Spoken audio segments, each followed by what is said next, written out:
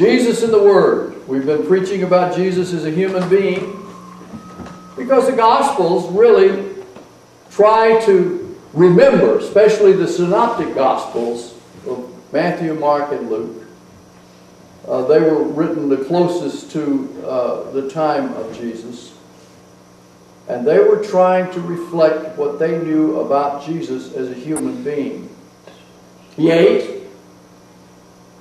He liked to sleep. In fact, he slept so much when the storms come up, they had to wake him up. He was like you and me. And that was an important part of those synoptic Gospels. Jesus was looked upon as a teacher, a healer, a prophet. But in John, the scenery changes a little bit. John was the last one written, and as we've talked about before, by this time most of the Christians had been tossed out of the synagogue, and they were being made up more and more of people who were not Jews, but people who were Gentiles. And John begins to pick up on the culture of the time and goes beyond just the Jewish understandings. If you look at Matthew, Matthew uses Moses as a model to talk about Jesus. His whole book is framed on understanding Moses. John is quite different. And this prologue to the Gospel of John, as theologians term it, was written on a model of the Greek tragedies. Greek tragedies always had this prologue in front of the play, in which someone would come out and tell everything that was going to happen in the play. And then the play would go on to show you and demonstrate what the prologue was about. And so this piece that we've read from John is one of those prologues based upon the Greek play model. John also uses a word, logos. Logos was not a Jewish word. Logos was a word that the Greek philosophers used to talk about existence and how things got made. It was about rationality. It was about understanding things using logic and reason. And if you had lived in that time and somebody said logos, you would have understood where they were coming from. The Jewish word for word was havan. And havan was very different from logos. Havan was boom. God said, let there be light. Boom. There was light. God said, and then boom, boom, boom. It was an experience. John melds these two together to talk about logos, about Jesus being the Word. And what this is pointing to is that logos and haban was about what is real.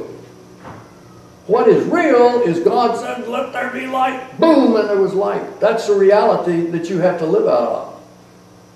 For the Greek, logos. Reality is about figuring things out, about reason. And John puts them together to talk about Jesus. Because our papas and mamas, out of this meeting with this Jesus, their lives were changed. Nothing could ever be the same again. And they were using every instrument at hand to try to communicate what this Jesus was all about. And this became even more important as the people later on began to try to communicate to their cultures what they had found in Jesus. How it had turned their lives inside out and upside down and made all the difference in the world. This was a reality like no other reality.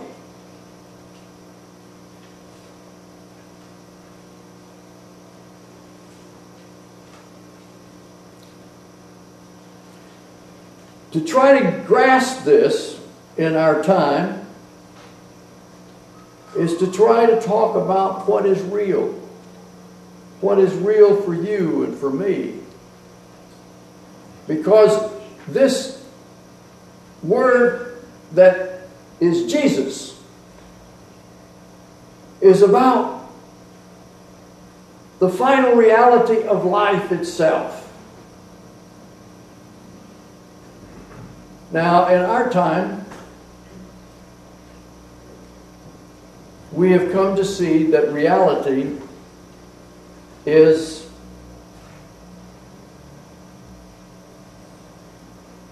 a concept,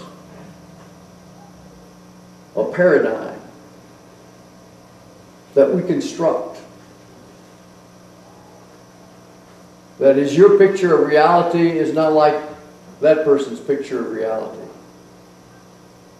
And because of that, our culture has come to say, well, one person's picture of reality is their picture of reality, and another person's picture of reality is their picture of reality. There's not one that's better than another, they're just different. And so for that reason, you can't take your concept of reality and stuff it down somebody else's throat as being better. That's pretty much the story, isn't it? I hear parents come and say to me that they don't want to have their children instructed in something.